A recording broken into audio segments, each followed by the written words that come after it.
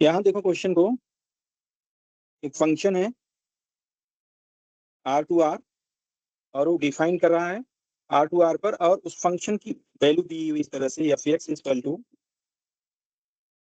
3 power minus mod x minus 3 power x plus signum e power minus x है, ध्यान देना, plus 2। अब इसमें पूछ रहा है कि इंजेक्टिव और सब्जेक्टिव मतलब वन वन और आन टू की जानकारी लेना चाह रहा है। तो अगर हम इसको थोड़ा सा ध्यान से समझो, इसमें जब मॉड एक्स इन्वॉल्व हुआ है तो पहले मॉड एक्स को डिफाइन तो कर लो। तो मॉड एक्स की आपको पता है दो वैल्यू होती है, x when x greater or equal than 0 minus x when x less than 0। तो इस हिसाब से अगर हम देखें इस क्वेश्चन में, इसको हम रीडिफाइन करते हैं क्वेश्चन को। एक बार हम ले लेते हैं कि एक्स लेस देन 0 अगर है तो क्या होगा। तो सोचो अगर एक्स लेस देन 0 है, यहाँ समझो यह एक्स लेस देन 0 है तो एफ एक्स आपका क्या आएगा, 3 पावर माइनस और मॉड एक्स की जगह फिर minus 3 power x plus signum e power minus x plus 2।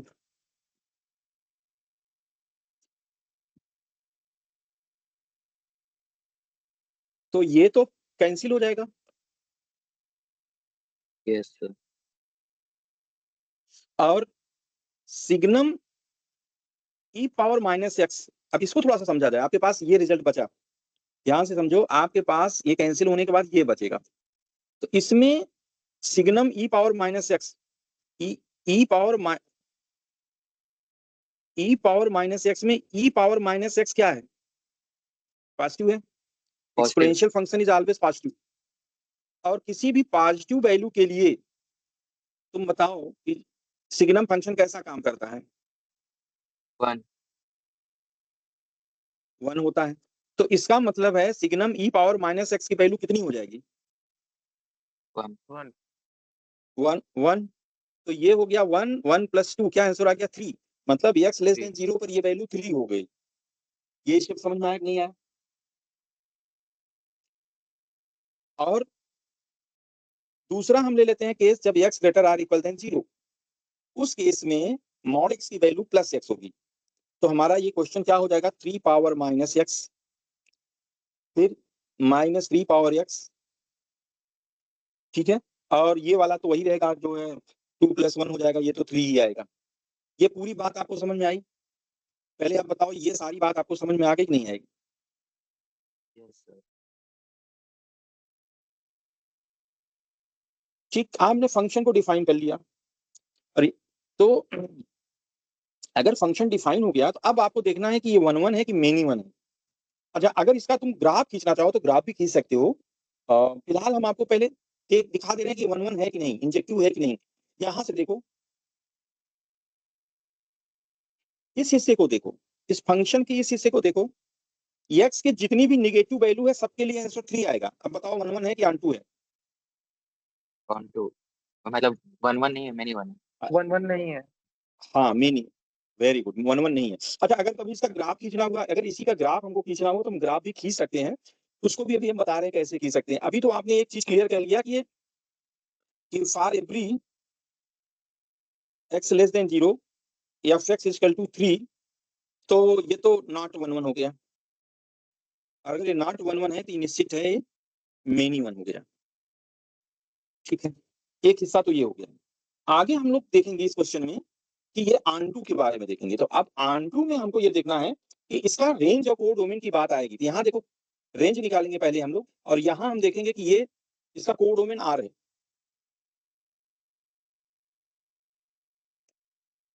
तो अब हम रेंज निकालेंगे। तो रेंज कैसे निकलेगा ये पहले सोचो। थोड़ा सा हम इसका ग्राफ खींचने का प्रयास करते हैं। अच्छा, एक चीज और समझ लो, इसको डिफरेंशिएट करो। अगर इसको हम डिफरेंशिएट करेंगे तो क्या आएगा बताओ। पहले 3 पावर माइनस एक्स का डिफरेंशिएशन हो जाएगा 3 पावर माइनस एक्स, फिर इंटू लॉग 3 इंटू माइनस 1, ये इतना आ जाएगा। फिर 3 पावर एक्स, ये हम x greater or equal than 0 के लिए बता रहे हैं आपको, प्लस आगे क्या करोगे तो -3 पावर x का हो जाएगा 3 पावर x log 3, इस तरह से आएगा। और कांस्टेंट का तो 0 हो जाएगा, 3 का तो 0 हो जाएगा, तो ये प्लस x इस हिस्से का हम डिफरेंशिएशन कर रहे हैं। इस हिस्से में अगर हम 3 पावर ये log 3 कॉमन ले लें तो तुम्हारे पास क्या बचेगा? एक्चुअली आप माइनस log 3 कॉमन ले लो तो आपके पास बचेगा 3 पावर x प्लस में plus 3 power minus x, 3 power minus x को 1/3 पावर x लिख सकते हो। तो अगर तुम ध्यान से देखो कि ये पूरा हिस्सा पॉजिटिव है, log 3 पॉजिटिव है, बट सबके अंत में निगेटिव लगा हुआ है, तो f डैश x निगेटिव आ गया।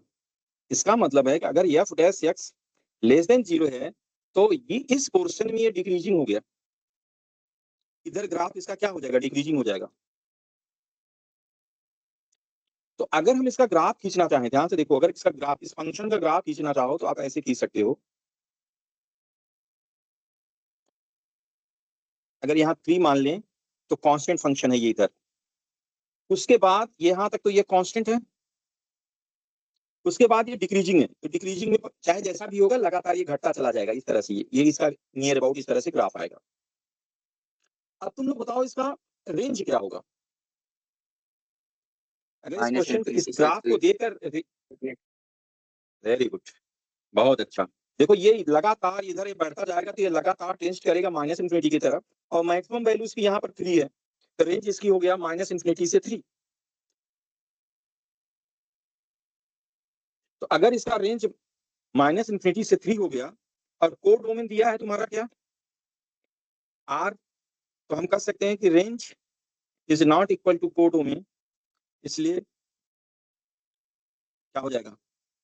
Not onto function.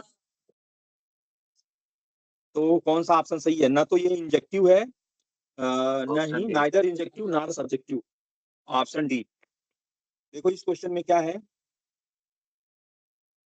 यहाँ कह रहा है कि एक फंक्शन है जिसका डी डोमेन ऑलरेडी दिया हुआ है, डोमेन आर है, डोमेन टू आर है, या फ्रॉम डी टू आर, या फ्रॉम डी टू आर, मतलब ये एग्जैक्ट डोमेन है, और आर यहाँ पे दिया है, आर तो रियल नंबर है, और एक फंक्शन ऑलरेडी यहाँ पर आपको दिया है f x equal to x square plus 2x।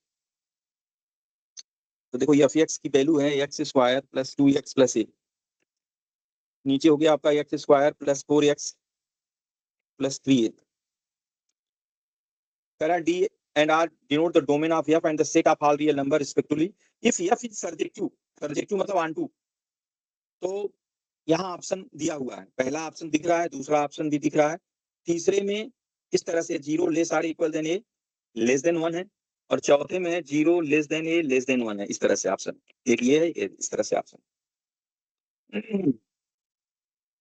इस क्वेश्चन में पहले से दिया हुआ है कि ये सर्जेक्टिव है, मतलब ये ऑन टू है, पहले से कह रहा क्वेश्चन ऑलरेडी ऑन टू है, तो एक की वैल्यू निकालना है। तो अगर ऑन टू है तो इसका रेंज निकाला जाए, ठीक है, तो देखा जाए इसका रेंज क्या होगा। तो हमको इसको हम लोग क्या मान लेते हैं, ये y है, रेंज इक्वल टू कोडोमेन होता है, आपको पता ही है, ऑन टू अगर होगा तो y को हम x के टर्म में है तो इसको हम मल्टीप्लाई करेंगे, चलो मल्टीप्लाई करो, y x square plus 4y(x) plus 3ay equal to x square plus 2x plus a, इन सबको इधर ले आओगे, एक्स स्क्वायर कॉमन हो जाएगा तो आएगा y माइनस 1x स्क्वायर, फिर आपका x कॉमन हो जाएगा तो आएगा 4y माइनस 2, बचेगा आपके पास 3ay माइनस 8 इक्वल टू 0। अब इसका रेंज रियल नंबर कह रहा है, इसका मतलब इसका रूट भी रियल होगा, तो उस केस में यहाँ दिया है कि क्वेश्चन में समझो रेंज विल बी रियल। क्यों रियल होगा? क्योंकि रेंज कोडोमेन के इक्वल होगा, और कोडोमेन क्या दिया है? Real number, range equal to codomain, और ये दिया है ऑलरेडी रियल नंबर, तो range will be real if D greater or equal than 0। तो यहाँ से हम निकालेंगे D greater or equal than 0 करोगे क्या हो जाएगा, यहाँ देखो एक्स छूट गया, ये हो जाएगा 4y minus 2 whole square B square minus 4y minus 1 3ay minus a greater or equal than 0, जहां y क्या है, रियल नंबर है। इसको भी सॉल्व करना होगा और सॉल्व करने पर देखो क्या रिजल्ट आता है। तो सॉल्व कैसे करोगे, देखो एक तो यहाँ से देखो, एक थोड़ा सा ध्यान से सुनो मेरी बात, यहाँ से 2 कॉमन लोगे और 2 कॉमन लेकर बाहर करोगे तो 4 हो जाएगा। 4 यहाँ से कॉमन होकर राइट हैंड साइड में चला जाएगा, तो यहाँ केवल बचेगा 2y माइनस 1 होल स्क्वायर। इसका स्क्वायर करोगे तो आएगा 4y square plus 1 minus 4y, फिर माइनस 4y, फिर माइनस 4, एक मिनट, फिर इसका मल्टीप्लाई अगर करोगे इधर यहां से तो 4 3ay square minus ay minus 3ay plus a greater or equal than 0। इन दोनों को कपल करो y स्क्वायर वाले को, इसको कपल करोगे तो क्या बचेगा 4 देखो यहाँ भी कॉमन हो जाएगा, नहीं होगा क्या, एक मिनट रुको, पूरा ओपन करोगे तब समझ में आएगा। 4y square plus 1 minus 4y minus 12ay square minus minus plus 4ay plus 12ay minus 4a greater or equal than 0। y square यहाँ से है, उधर भेज दिए थे 3ay square minus ay minus 3ay वाले का 4 उधर भेज दिया था। अच्छा अच्छा, ठीक ठीक ठीक ठीक ठीक, रुक जाओ एक मिनट, रुक जाओ, ये एक मिनट रुक जाओ, जस्ट वेट करो, ठीक है थोड़ा, तब अभी हो जाएगा तुम्हारा 4, यहाँ 2y बचा है, कितना आएगा बोलो,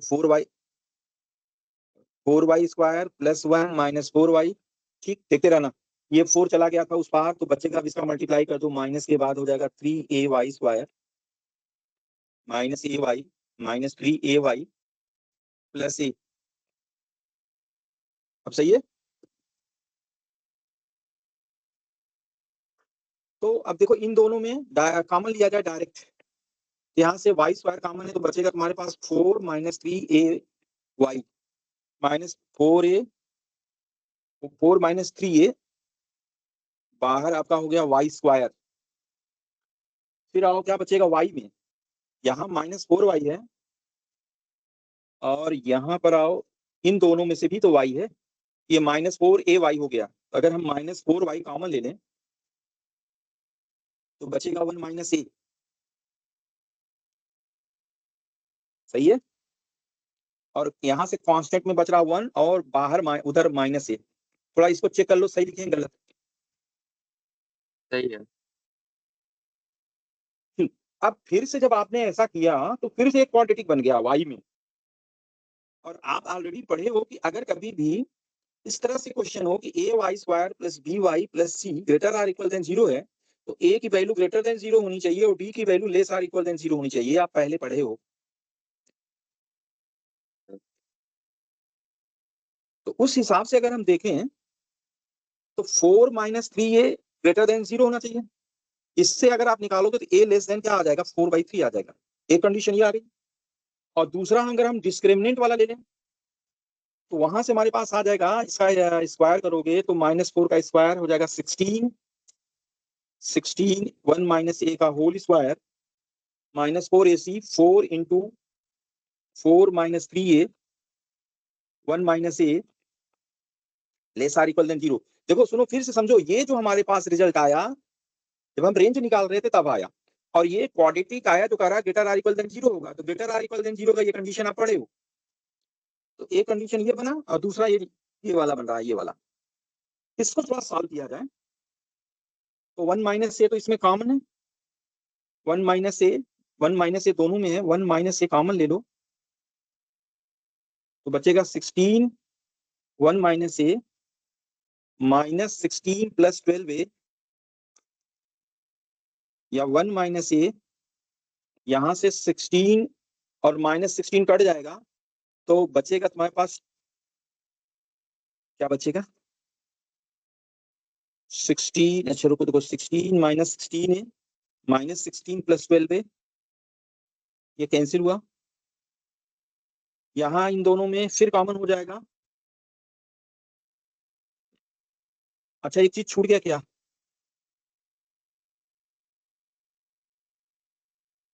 वन माइनस ए कॉमन ले लिया, तो 16 1 माइनस ए बचा, फिर माइनस ये 4 4 जा 16 प्लस 12 बेस। चेक करते रहो थोड़ा सा।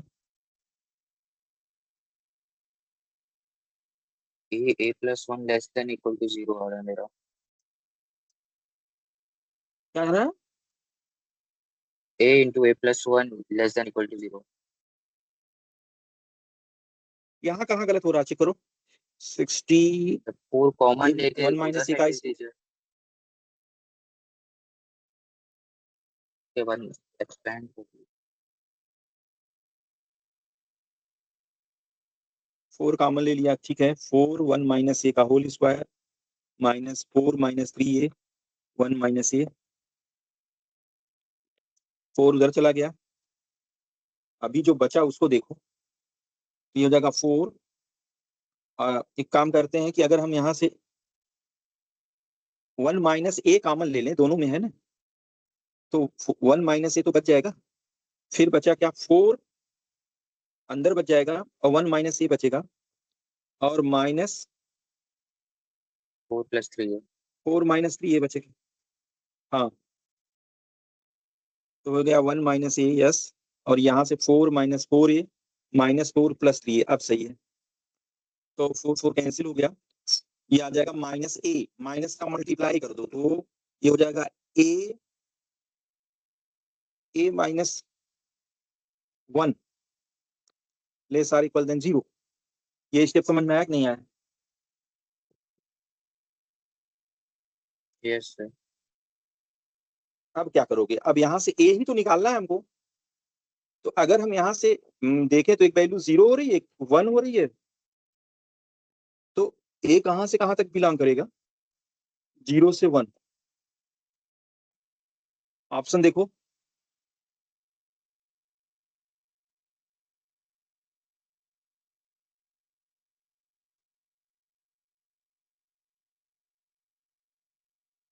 दिखा? कौन सा सही होगा बताओ? Yes sir, option A. ऐसा ऐसा लग रहा है कि ए सही होगा, है ना?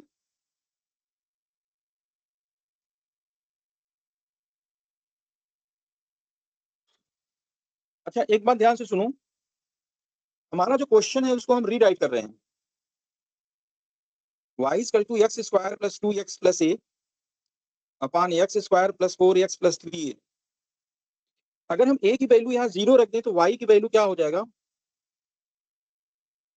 व्हेन a इक्वल टू 0, तो y की वैल्यू हो जाएगा x square plus 2x upon x square plus 4x।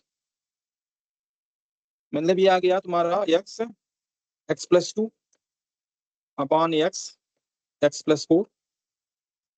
When x not equal to 0 you can cut x। तो यहाँ से y की वैल्यू आ गया x plus 2 upon x plus 4। यहाँ से थोड़ा रेंज निकालने का प्रयास करते हैं। y को x को y के टर्म में चेंज करते हैं, ये हो जाएगा x y plus 4 equal to x plus 2, x y minus x equal to -2, x equal to -2 upon y -1। यहाँ से रेंज क्या आ रहा है बताओ?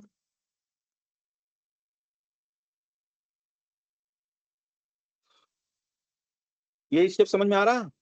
जब अगर हम यहाँ पर क्लोज इंटरवल में 0 से 1 ले रहे हैं तो a की वैल्यू अगर 0 होगी, उस केस में रेंज हमारा आ रहा है all real value except 1। R except 1। जबकि रेंज हमारा क्या आना चाहिए? कोडोमेन के इक्वल आना चाहिए, रियल नंबर आना चाहिए। इसका मतलब है कि a नॉट इक्वल टू 0 होगा। एक बात,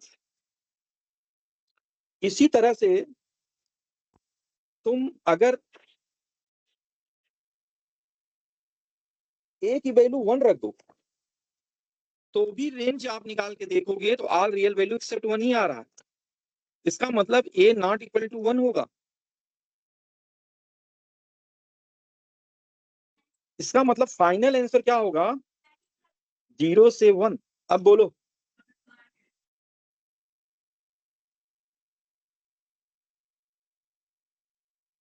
अब ऑप्शन कौन सा हो रहा? D option. डी। समझ में आया? Yes yes sir. Sir. Good, अच्छा क्वेश्चन था ये। देखो शुरू में ही दिया था कि इसका जो है ये क्वेश्चन शुरुआत कैसे करोगे, इस क्वेश्चन में शुरू में दे दिया था कि ये सर्जेक्टिव है। तो जब शुरू में ही दे दिया है कि सर्जेक्टिव है तो इसका मतलब रेंज और कोडोमेन सेम होगा, इसका मतलब रेंज भी रियल नंबर होगा क्योंकि कोडोमेन इसका रियल नंबर दिया था। फिर आगे की कहानी आपको समझ में आ गया। और ये वाला स्टेप बहुत इंपॉर्टेंट है, ये वाला स्टेप इसको ध्यान देना। और फिर लास्ट में जब रिजल्ट आ गया ये, तो इसमें जो ऑप्शन है ये ऑप्शन में तो है लेकिन ये आपका गलत हो जाएगा अगर इसको लगा दोगे तो, इसलिए 0 और 1 को तो चेक ही कर लो। क्वेश्चन नंबर 3, देखो क्वेश्चन में एक क्वाड्रेटिक इक्वेशन दिया है। तो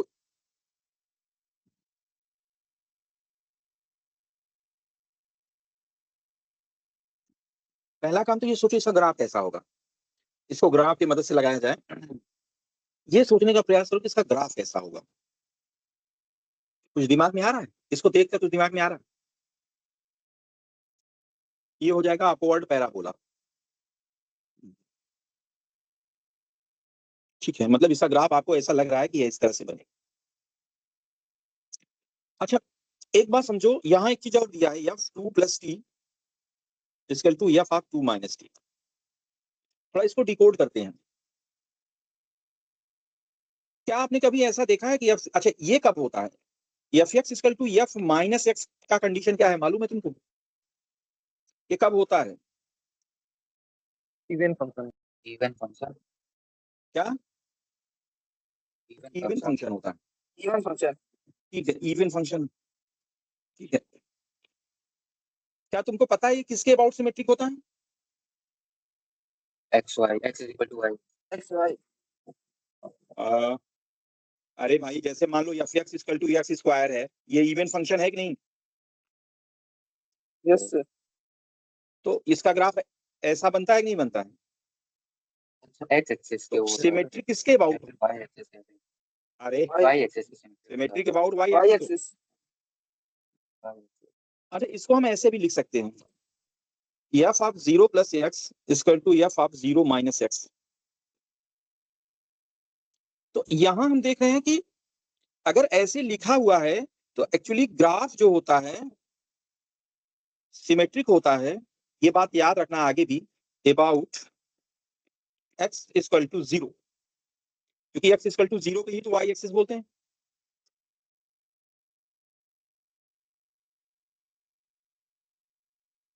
तो अब तुम बताओ कि f(2 + t) = f(2 - t) is symmetric about, बताओ जल्दी से। सर ये इवन फंक्शन कहाँ है? कौन?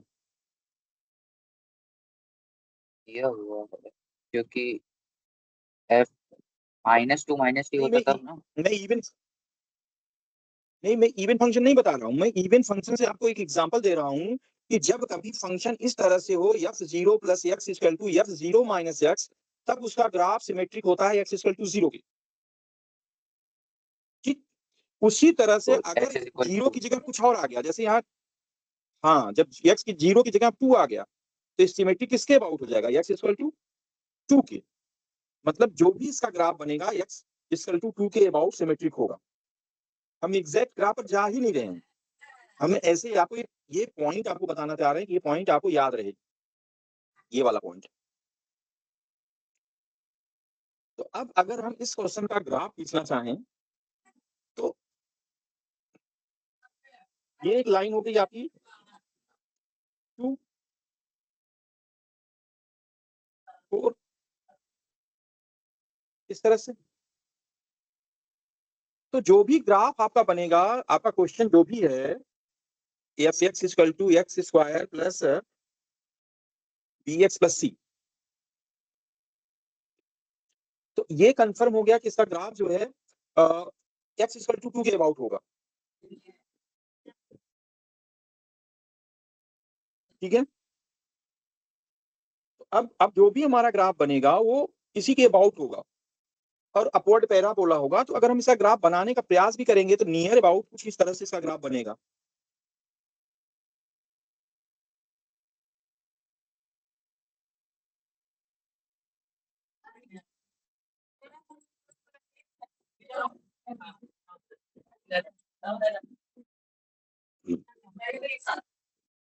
बोलो, अब हमारे पास क्या क्या चीजें हैं। देखो क्या है ना, ये ग्राफ थोड़ा बहुत इधर उधर हो सकता है क्योंकि यहाँ से 2 यूनिट इधर जाएगा। देखो ध्यान से, ये ग्राफ ये इधर से 2 यूनिट इधर होगा, 2 यूनिट इधर होगा, तो इधर से जाएगा कुछ इस तरह से जाएगा। अब तुम्हारा हमारे पास जो ऑप्शन है उस पर विचार करते हैं। ऑप्शन में F1 F2 F4 है। तो F1 कहाँ होगा, ये देखो ये 1 होगा, तो F1 यहाँ होगा, F2 ये है और ये वाला पॉइंट F4 है। F4 इधर है। अब इस ग्राफ को देखकर बताओ, हाइट देखना है, हाइट F2 मैक्सिमम। क्या तो मिनिमम है। F2 अरे F2 सबसे मिनिमम होगा, नेगेटिव। ये सबसे मिनिमम हो रहा है। सबसे मैक्सिमम कौन हो रहा है, F4 सबसे ऊपर देखो, ये F4 है, ये मैक्सिमम हो रहा है और ये बीच में आएगा। तो क्या आपको ऐसा दिख नहीं रहा है कि F2 जो है वो सबसे कम है F1 उसके, और सबसे बड़ा कौन है? F1 less than F4। F4 समझ में आया ना? तो ये क्वेश्चन एक सिंपल ये वाला, ये क्वेश्चन अगर ये एकदम सिंपल, तुम अगर ये वाली बात आप समझ चुके हो, ये छोटी सी बात याद रखना, तो अब आगे कभी भी ऐसा अगर आपको मिले कि FA + X = FA - X, तो याद रखना ये ग्राफ जो भी होगा सिमेट्रिक अबाउट X = ये A। होगा। तो एक नई जानकारी आज आपको, हाँ ये नई जानकारी आपको याद मिली, तो ये आप याद रखना है इसको। और जब हमने एक रफ डायग्राम बनाया, उस रफ डायग्राम में हमने देखा कि जो भी ग्राफ होगा अगर X = 2 के अबाउट सिमेट्रिक है तो 2 यूनिट राइट में जाएंगे तो F4 मिल जाएगा और 2 यूनिट लेफ्ट में जाएंगे तो F0 मिल जाएगा। तो ग्राफ हमारा निश्चित यहाँ से जाएगा ही जाएगा। और ये दोनों पॉइंट से अगर हमारा ग्राफ जा रहा है और तो F2 तो नीचे हो जाएगा कहीं पर इधर, F1 इधर कहीं होगा और F4 यहाँ होगा। तो सबसे बड़ा वहीं से परपेंडिकुलर खींचोगे y एक्सिस पर, तो सबसे बड़ा तुमको F4 मिल रहा है। देखो ये सबसे बड़ा, सॉरी सबसे बड़ा तुमको ये मिल रहा है F4, फिर उसके बाद तुमको F1 मिल रहा है, फिर तुमको सबसे कम F2 मिल रहा है।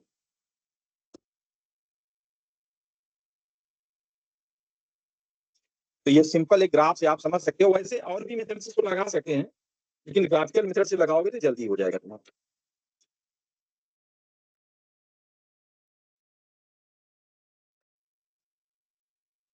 चलो अगले क्वेश्चन में आओ।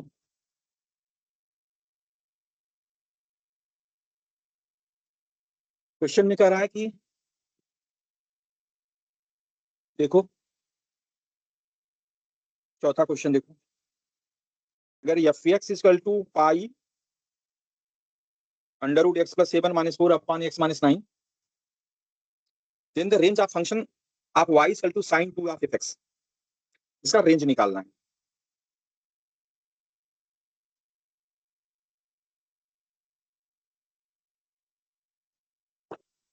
क्या किया जाए? अच्छा पहले इसको दूसरे सोचो, अगर वाले को मान लो इसका पहले डोमेन पूछ दिया होता तब क्या होता? डोमेन इसका होता है x > -7 x = 9।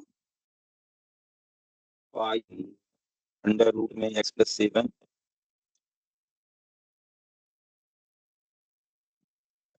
हाँ क्या बोल रहे थे, डोमेन क्या होगा बोलो? x > -7 except x is not equal to 9। Greater or equal than, हाँ 7 की -7, -7 एक्सेप्ट 9।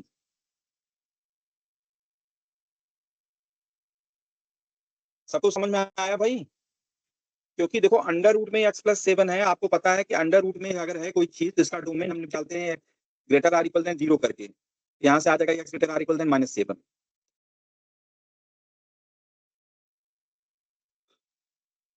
और यहाँ पर नीचे डिनोमिनेटर में 9 नहीं होना चाहिए, इसलिए इसका डोमेन तो हम निकाल लिए। डोमेन की अभी फिलहाल जरूरत नहीं थी, लेकिन आपको जानकारी होनी चाहिए। अब इसका हमको पूछा गया रेंज। सोचो इसका रेंज कैसे निकालें। पहला काम इसको और सरल किया जाए, थोड़ा इसको और सरल करो, तो इसको हम रेशनलाइज करते हैं। तो एफ एक्स इक्वल टू क्या आ जाएगा, देखो इसमें हम मल्टीप्लाई कर देंगे under root x plus 7 plus 4 under root x plus 7 plus 4, ऊपर a square minus b square हो जाएगा, तो एक्स प्लस 7 माइनस 16, तो बचेगा पाई एक्स प्लस 7 माइनस 16, नीचे आपका बच जाएगा एक्स माइनस 9 अंडर रूट में एक्स प्लस 7 प्लस 4। ये और ये कैंसिल हो सकता है, क्या ये कैंसिल हो सकता है? नहीं बताओ हो सकता है। किस कंडीशन में कैंसिल होगा? वो x माइनस 9 हमेशा कैंसिल होगा। जब 0 के इक्वल नहीं अरे किया तो हुआ था। हाँ, तो यहाँ तो 9 तो है ही नहीं, एग्जिस्टिंग 9 तो इसमें है नहीं। समझ में आ रहा ना, हमेशा नहीं आप काट सकते हो जब x को 9 ना हो, क्योंकि यहाँ 9 तो है ही नहीं है, एक्सेप्ट 9 हम लोग पहले डोमेन में निकाल चुके हैं, तब आप कैंसिल कर सकते हो, अदरवाइज नहीं कैंसिल होगा। तो चलो ठीक है, यहाँ पे x की वैल्यू आ गया, एकदम सिंपल आ गया, या फिर pi upon under root x plus 7 plus 4, ये आ गया y पाई की वैल्यू। अब इसको देखकर हम लोग रेंज निकालने का प्रयास करते हैं। सोचो कि एक फंक्शन है, अब इसका हम रेंज निकालते हैं। ये सोचो कि ये कब मैक्सिमम होगा कब मिनिमम होगा, क्योंकि जो रेंज होगा वो मैक्सिमम और मिनिमम वैल्यू के बीच में आएगा। ऐसे क्वेश्चनों में अगर हम निकालना चाहें तो ऐसे निकाल सकते हैं। आपको पता है कि एफ एक्स विल मैक्सिमम कब होगा, will be maximum when denominator will minimum. ये बात समझते हो कि नहीं?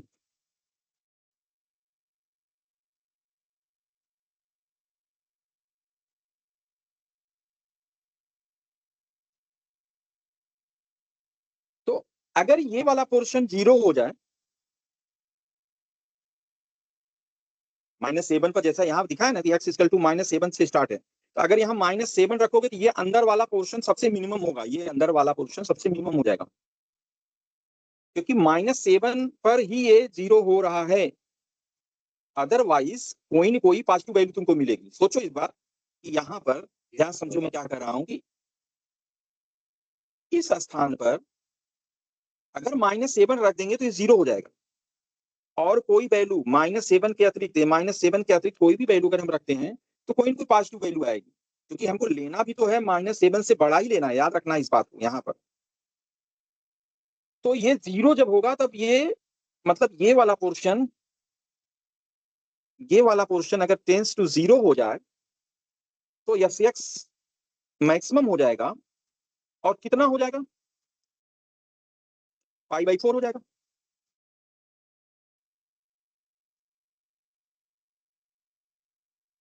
ठीक है, दूसरा आप सोचो कि हमारा रेंज कहां तक है, डोमेन कहां तक, इंफिनिटी तक जा रहा है। अब अगर हम इसको इस तरह से सोचें कि x टेंस टू इंफिनिटी हो जाए तो डिनोमिनेटर टेंस टू इंफिनिटी हो जाएगा, तब एफ एक्स क्या हो जाएगा हमारा? 0 हो जाएगा। अब बताओ रेंज क्या होगा। अब इतनी दो जानकारी आपके पास आ गई, एक मैक्सिमम वैल्यू मिल गया आपको और ये आपको मिनिमम वैल्यू मिल गया, तो अब आपका रेंज हो गया कहां से कहां तक? 0 से 1। तो रेंज, अरे जी रुको, अभी रेंज 0 से 1 नहीं, अभी जो हम निकाल रहे हैं रेंज ऑफ एफ एक्स निकाल रहे हैं, ध्यान से सुनना।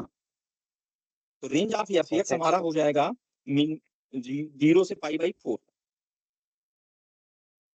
ठीक है, क्या ये सही लिखे हैं?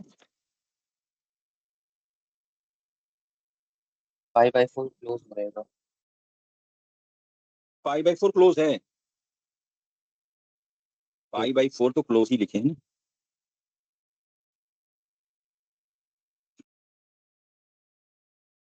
अच्छा एक चीज और ध्यान से सुनो ना, क्वेश्चन में दिया है कि x नॉट इक्वल टू 9,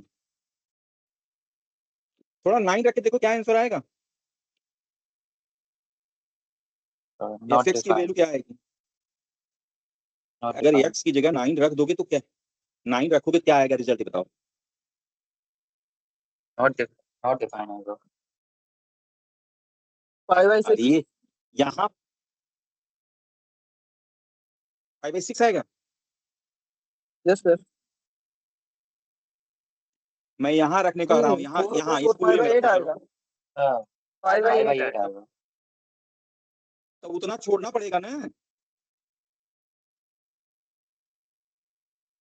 समझे कि नहीं समझे? यस सर यस ये आपका किसका रेंज आया? 0 से π/4, ये एफ एक्स का रेंज आया, लेकिन हमको क्या निकालना है? हमको निकालना है साइन 2f(x) का। तो पहले हाँ, तो पहले 2f(x) का निकाल लो, रेंज ऑफ 2f(x),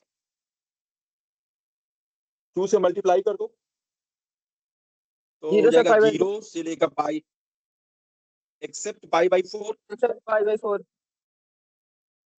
फिर क्या निकालना है? Range of sine 2f(x). तो अब साइन ले लो दोनों तरफ, तो क्या होगा आंसर बताओ? साइन 0 की वैल्यू 0, साइन π/2 की वैल्यू 1 साइन π/2 की वैल्यू 1 एक्सेप्ट π/4। 1/2 साइन π/4 क्या होगा? 1/√2 1/√2 1/√।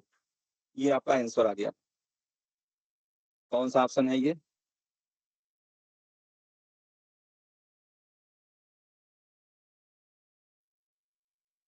Option number C.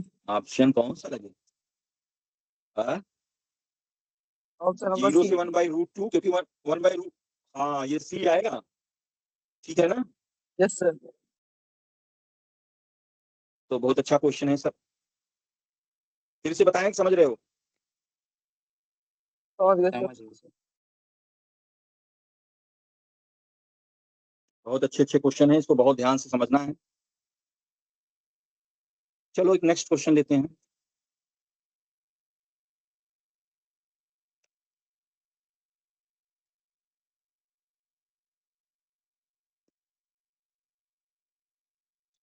Question number ये 5।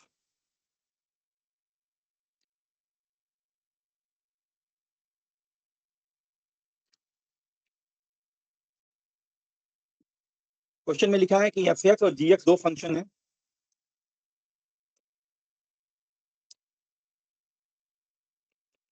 मैक्सिमम ऑफ एक साइन टी है और इस टी की वैल्यू दिया है 0 से लेकर एक्स तक।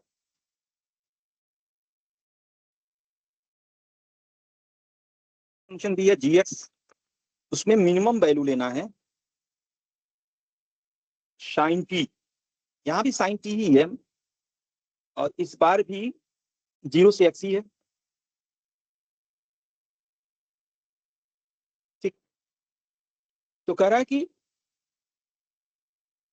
एक नया फंक्शन बनाया है H x which is equal to greatest integer F x minus G x. ये ग्रेटेस्ट इंटीजर फंक्शन है, तो रेंज पूछ रहा है एच एक्स का।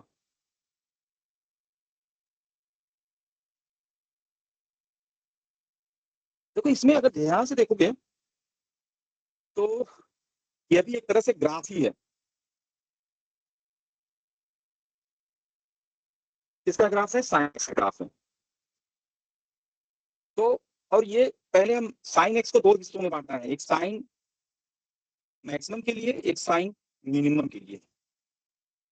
तो एक हम फुल रेंज एक पूरा साइकिल का एक ग्राफ बनाते हैं साइन का।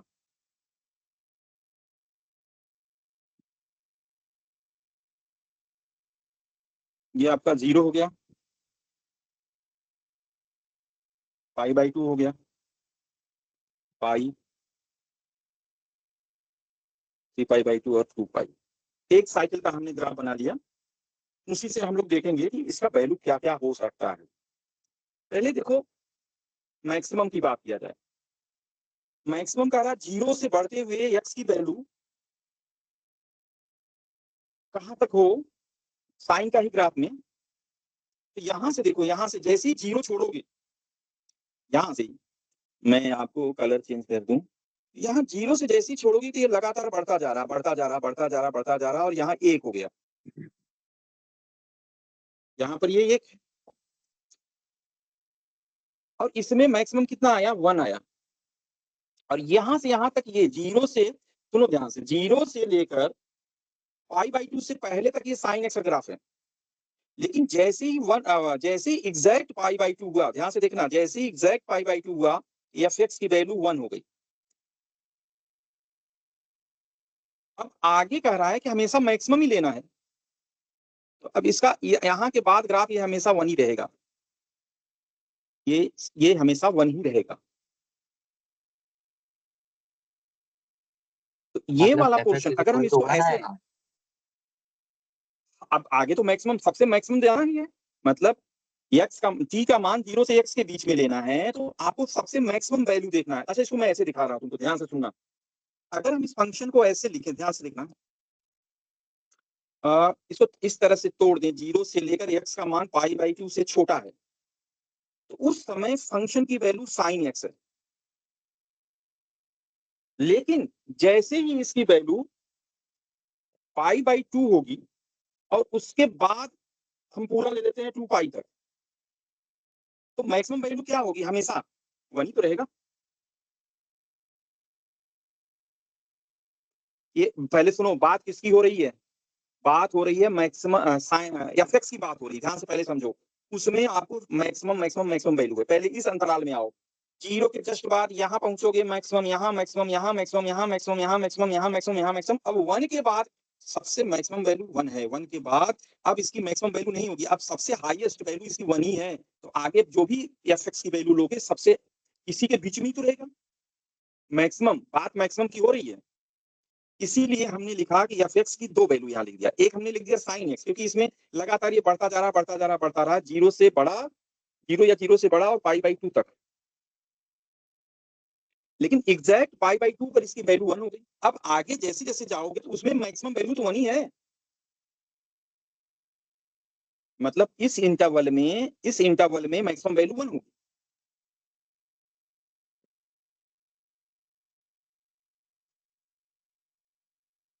इसी तरह से तुम अब gx के बारे में सोचो, इसमें क्या लेना है आपको, मिनिमम वैल्यू लेना है, ध्यान से समझना। तो ग्राफ जो है, जो पहला वाला ग्राफ था sin x का, वो लगातार 0 से π/2 तो बढ़ा, लेकिन π/2 के बाद ग्राफ लगातार घट रहा है, इधर लगातार ये घट रहा है। तो अगर हम gx की बात करें, तो 0 से पाई के बीच में, बताओ तुम क्या इसकी वैल्यू होगी, 0 से पाई के बीच में अगर हम देखें,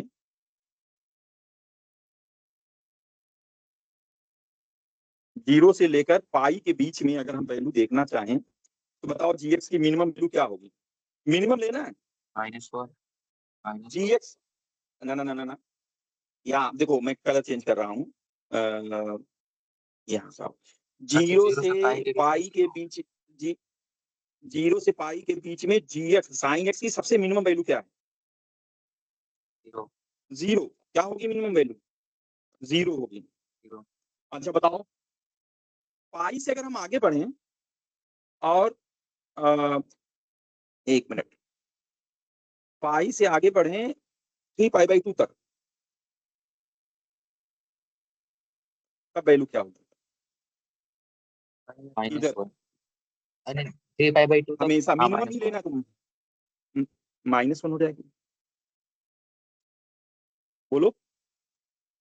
तो बट हमको नहीं, -1 नहीं होगी, 1 मिनट रुक जाओ, 1 मिनट रुक जाओ, कौन सा कलर था, 1 मिनट, -1 नहीं होगी, 0 से पाई के बीच में ये लगातार एक डिक्रीज ही कर रहा है, डिक्रीज कर रहा, कर रहा, कर रहा, कर रहा, कर रहा, तो इसको हम sin x लिख देंगे, जस्ट 1 मिनट।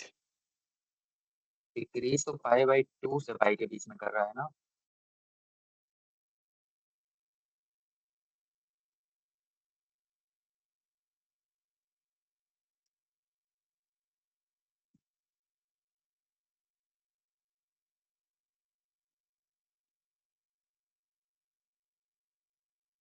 बोलो क्या कर रहे हो?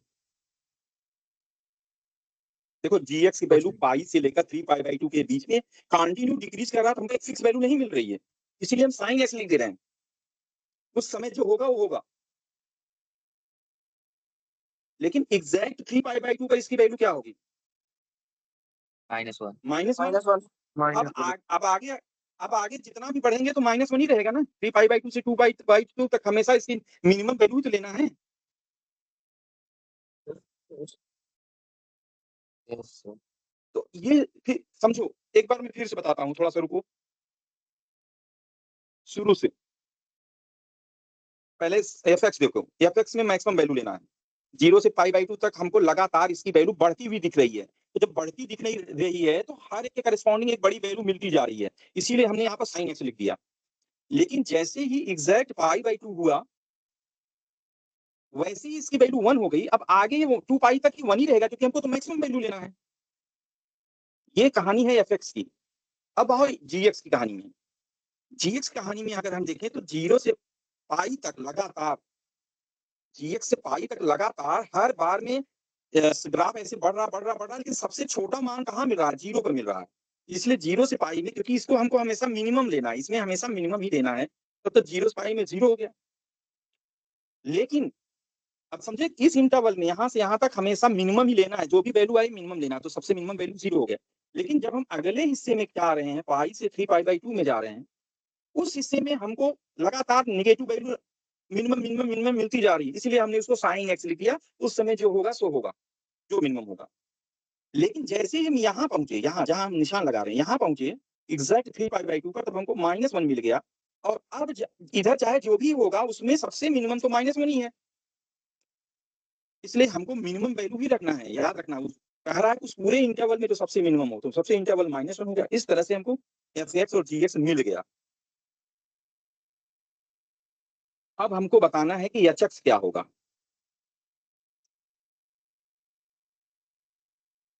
और एच एक्स है क्या? एच एक्स है f x minus G x. तो हम इंटरवल बना लेते हैं, एक इंटरवल बना लेते हैं 0 से लेकर π/2। एक हम बना लेते हैं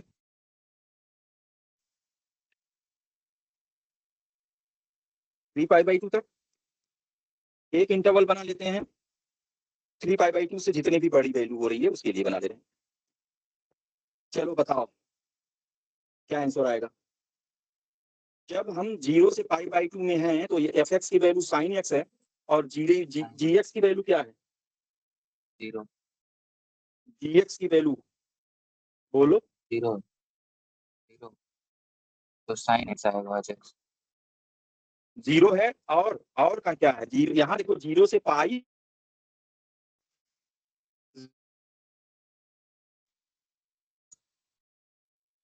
क्या आंसर आएगा बताओ।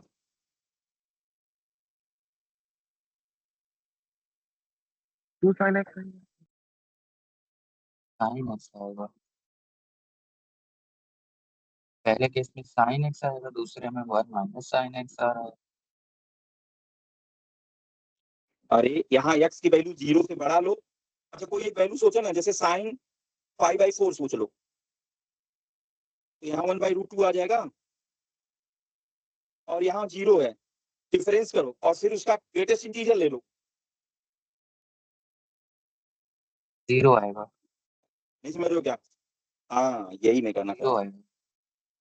देखो 0 आ जाएगा कैसे, सुनो फिर से समझो। एक्स की वैल्यू जब हम 0 से π/2 कोई भी यहाँ देखो, यहाँ कोई भी वैल्यू लेंगे, जैसे मैंने π/4 ले लिया, तो साइन 45 1/√2 की वैल्यू 0 पॉइंट समथिंग आएगी। उसमें से 0 घटाओगे तो वो डेसिमल में आएगा, उसका ग्रेटेस्ट इंटीजर ले लेंगे तो आंसर क्या आ जाएगा? 0 आ जाएगा। 0 आएगा। फिर आगे चलो, π/2 से लेकर 3π/2 में क्या आएगा?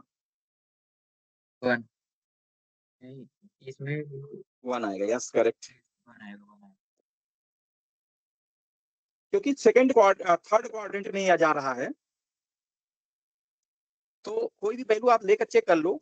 और यहाँ पर साइन एक्स की वैल्यू तो 1 है, 1 में से थर्ड क्वाड्रेंट में कोई वैल्यू साइन एक्स की नेगेटिव आएगी, तो वो भी 1 देख लो क्या आएगा। जैसे कोई वैल्यू हम लेके चेक करना चाहें तो साइन 200 45 अगर लेना चाहते हैं या 225 लेना चाहते हैं तो कितना आएगा माइनस साइन 45। तो जो भी आएगा नेगेटिव में आएगा, लेकिन यहाँ जब हम ग्रेटेस्ट इंटीजर लेंगे 1 माइनस फिर माइनस तो 1 पॉइंट समथिंग आंसर हो जाएगा। ग्रेटेस्ट इंटीजर के अंदर 1 पॉइंट समथिंग की वैल्यू 1 होती है, तो यहाँ पर आपका 1 आ गया। और आगे बताओ आप, जब x की वैल्यू हम 3π/2 से ज्यादा लेंगे तब 2 आ जाएगा। क्यों आएगा बताओ? हमारे पास fx में 1 है और वहां पर भी 1 आएगा, -1 है ना यहाँ पर, देखो माइनस, तो माइनस माइनस प्लस हो जाएगा। 1 ग्रेटेस्ट इंटीजर में 1 माइनस माइनस 1 1 + 1 2। अब बताओ रेंज क्या होगा? 0 1 2। तो इसको हम लोग किस में लिखेंगे? सेट के अंदर लिखेंगे 0 1 2। दिस इज ओनली 3 वैल्यूज इसकी आएंगी। इसको इंटरवल में नहीं लिखना है, इसको सेट में लिखना है।